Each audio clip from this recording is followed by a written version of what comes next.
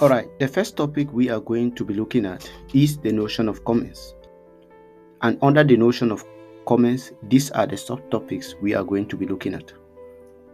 We'll be looking at the definition of commerce, then the branches of commerce, and after that we'll be looking at production.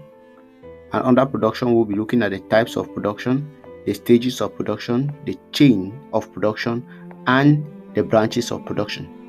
Then we'll look at the relationship that exists between industry, commerce, and direct service. Then we'll be looking at specialization and division of labor. And after that, we'll have some questions that we'll need to answer at the end of the topic. Now, let us start with the definition of commerce.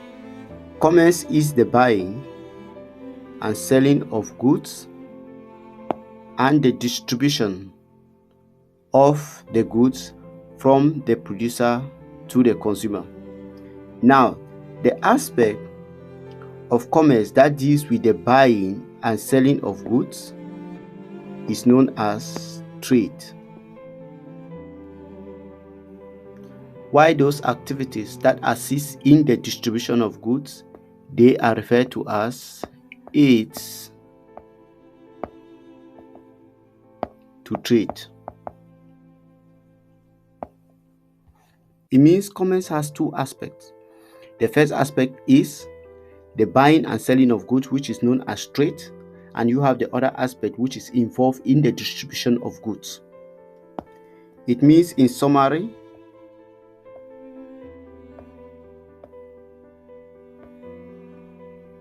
commerce is trade and aids to trade. So this is the summary definition of commerce: trade and aids to trade. Alright, this is a student from Cameroon. Her name is Randin. She asked a question: what is the main aim of commerce? Let us answer her question. Now let us look at something else as far as the definition of commerce is concerned. Now, we can see that the goods are distributed from the producer to the consumer.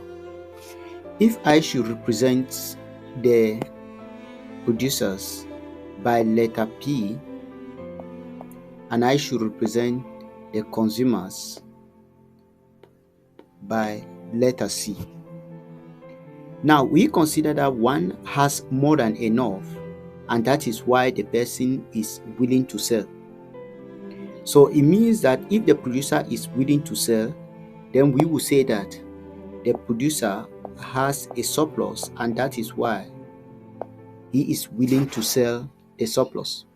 While we shall consider that the consumer does not have enough, in other words, he has shortage, and that is why he is willing to buy. We have understood from the previous explanation that I gave that the activities that are responsible for the distribution of goods from the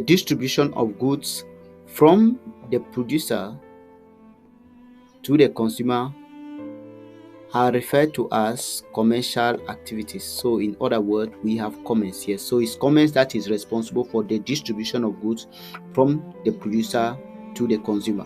Since in the point of production there is a surplus, and in the point of consumption there is the shortage, it means that the main aim of commerce is to distribute goods from the areas of surplus, which is the producer, to the area of shortage, which is the consumer. Now, it implies commerce is not involved in the production of goods, neither is commerce involved in the consumption of goods.